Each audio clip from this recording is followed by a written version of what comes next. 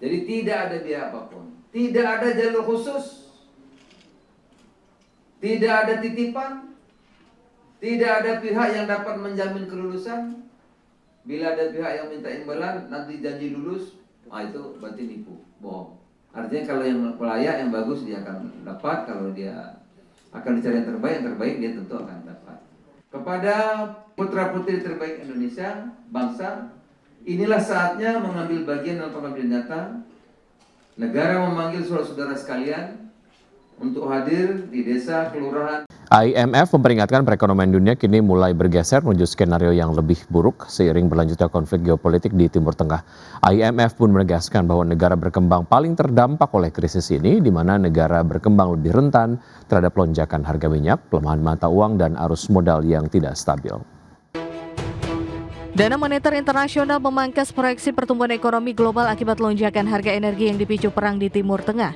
Namun lembaga tersebut memperingatkan perekonomian dunia kini sudah mulai bergeser menuju skenario yang lebih buruk seiring gangguan berkelanjutan pada jalur pelayaran strategis Selat Hormuz. IMF memaparkan 3 skenario pertumbuhan ekonomi global, yakni skenario dasar, skenario buruk, dan skenario ekstrim yang semuanya bergantung pada perkembangan perang. Dalam skenario terburuk, ekonomi global diperkirakan berada di ambang resesi dengan harga minyak rata-rata mencapai $110 Amerika per barel pada 2026 dan $125 Amerika per barel pada 2027. Dalam proyeksi dasar yang digunakan IMF untuk World Economic Outlook, konflik diasumsikan hanya berlangsung singkat dan harga minyak kembali normal pada paruh kedua 2026 dengan rata-rata sekitar $82 per barel. Dalam skenario buruk, konflik yang lebih panjang akan menjaga harga minyak di sekitar $100 tahun ini dan $75 pada 2027 dengan pertumbuhan ekonomi global melambat menjadi 2,5% dari 3,4% pada 2025. Dalam skenario ekstrim, konflik yang berkepanjangan akan mendorong harga minyak melonjak dan menciptakan guncangan pasar keuangan global. Pertumbuhan ekonomi dunia bisa turun hingga 2%, level yang oleh IMF disebut sebagai hampir resesi global. IMF mencatat pertumbuhan di bawah level tersebut hanya terjadi 4 kali sejak 1980, termasuk krisis keuangan 2009 dan pandemi COVID-19 pada 2020. IMF menegaskan bahwa negara berkembang paling terdampak oleh krisis ini dengan pertumbuhan turun menjadi 3,9% pada 2026. Negara-negara ini lebih rentan terhadap lonjakan harga minyak, pelemahan mata uang, dan arus modal yang tidak stabil. Dampak terbesar terjadi di kawasan Timur Tengah dan Asia Tengah yang diproyeksikan hanya tumbuh 1,9% pada 2026 akibat gangguan infrastruktur dan penurunan ekspor energi. Berbagai sumber IDX Channel. Harga emas melambung sekitar 2% pada perdagangan di hari Selasa didorong pelemahan dolar Amerika Serikat serta meningkatnya harapan bahwa pembicaraan antara Amerika Serikat dan Iran akan kembali dilanjutkan. Emas spot melonjak 2% menjadi $4.831, sedangkan harga emas berjangka emas Amerika Serikat ditutup menguat 1,7% ke posisi $4.850. Dari sisi sentimen, Presiden Amerika Serikat Donald Trump menyatakan pembicaraan untuk mengakhiri konflik dengan Iran berpotensi kembali digelar di Pakistan dalam 2 hari ke depan. Pernyataan ini muncul setelah negosiasi akhir pekan lalu yang gagal, yang mendorong Washington untuk melakukan blokade terhadap pelabuhan Iran. Analis menilai arah pergerakan harga emas dalam waktu dekat akan sangat bergantung kepada perkembangan perundingan tersebut. Kombinasi depresiasi dolar dan kejatuhan harga minyak saat ini juga turut menopang harga emas.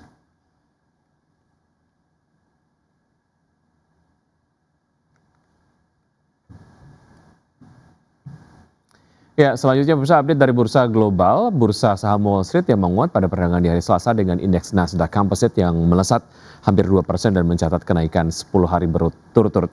Sedangkan indeks S&P 500 yang mendekati level rekor tertingginya didorong optimisme terhadap potensi penyelesaian konflik di Timur Tengah serta respon positif investor terhadap laporan keuangan perbankan dan data inflasi terbaru.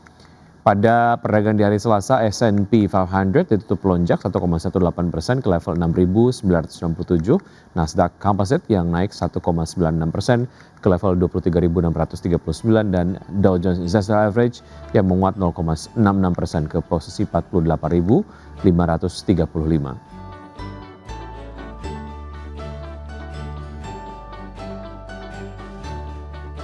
Ya, sementara itu bursa saham Eropa berakhir di level tertinggi dalam lebih dari 1 bulan dan didorong oleh optimisme investor terhadap kemungkinan dimulainya kembali pembicaraan damai Timur Tengah meski LVMH dan sejumlah perusahaan besar lainnya memperingatkan dampak negatif konflik terhadap kinerja bisnis. Stoxx 600 yang ditutup menguat 0,99% ke level 619,95, DAX Jerman yang naik 1,27% ke posisi 24.044 dan FTSE 100 Inggris yang meningkat 0,25% ke posisi 10.609.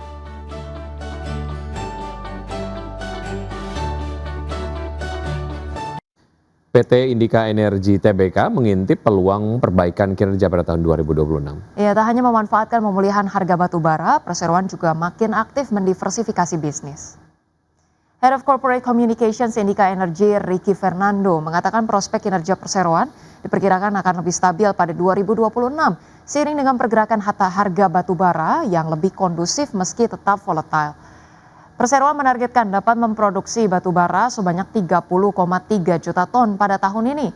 Sementara itu, salah satu proyek unggulan perseroan di segmen non-batu bara adalah proyek emas awak emas yang sedang dalam tahap pengembangan lanjutan dengan target produksi secara komersial pada awal 2027. Selain itu, perseroan juga terus memperluas ekosistem kendaraan listrik secara terintegrasi yang mencakup motor listrik, kendaraan listrik komersial, serta distributor bus listrik dan armada truk listrik untuk sektor pertambangan.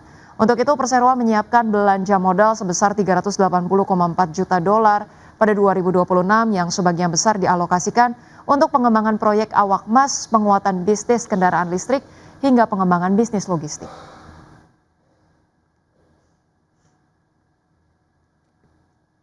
Pemirsa Mitra Keluarga Karya Sehat atau MIKA terus melakukan ekspansi agresif di tengah meningkatnya kebutuhan layanan kesehatan nasional. Ya, namun di balik potensi pertumbuhan jangka panjang, investor perlu mencermati tekanan margin dalam jangka pendek. Rencana ekspansi PT Mitra Keluarga Karya Sehat Tbk dengan alokasi belanja modal mencapai 900 miliar hingga 1 triliun rupiah dinilai sebagai langkah agresif namun terukur. Strategi ini diharapkan mampu mendorong pertumbuhan jangka menengah hingga panjang seiring meningkatnya kebutuhan layanan kesehatan. Meski demikian, ekspansi tersebut berpotensi menekan margin keuangan dalam jangka pendek. Hal ini disebabkan oleh biaya awal operasional dari pembangunan 2 rumah sakit baru di wilayah Jabodetabek dan Jawa Timur yang ditargetkan selesai pada kuartal ketiga hingga keempat 2026. Kontribusi pendapatan dari rumah sakit baru diperkirakan masih terbatas pada 2026 namun akan mulai signifikan pada 2027 hingga 2028 seiring peningkatan jumlah pasien dan utilisasi.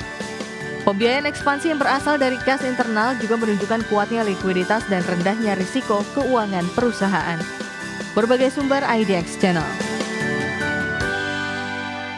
Pemirsa, terima kasih Anda masih bersama kami di Market Buzz. PT United Tractors Tbk melaporkan pelemahan kinerja pada sejumlah lini usaha pada 2 bulan pertama 2026. Ya, di segmen alat berat penjualan merek Komatsu berkurang 10,5% year on year, sedangkan segmen batubara penjualan batubara termal dan metalurgi melalui anak usaha turun 2,81% year on year. PT United Tractors Tbk menunjukkan tren pelemahan kinerja pada sejumlah lini usaha pada 2 bulan pertama 2026. Penjualan alat berat merek Komatsu yang didistribusikan perseroan berkurang 10,5% year on year dari 917 unit pada Januari dan Februari 2025 menjadi 869 unit pada Januari dan Februari 2026. Mayoritas penjualan alat berat per Februari 2026 ditujukan ke sektor pertambangan dengan porsi 49%, setelah itu diikuti oleh segmen kehutanan, konstruksi, dan agro.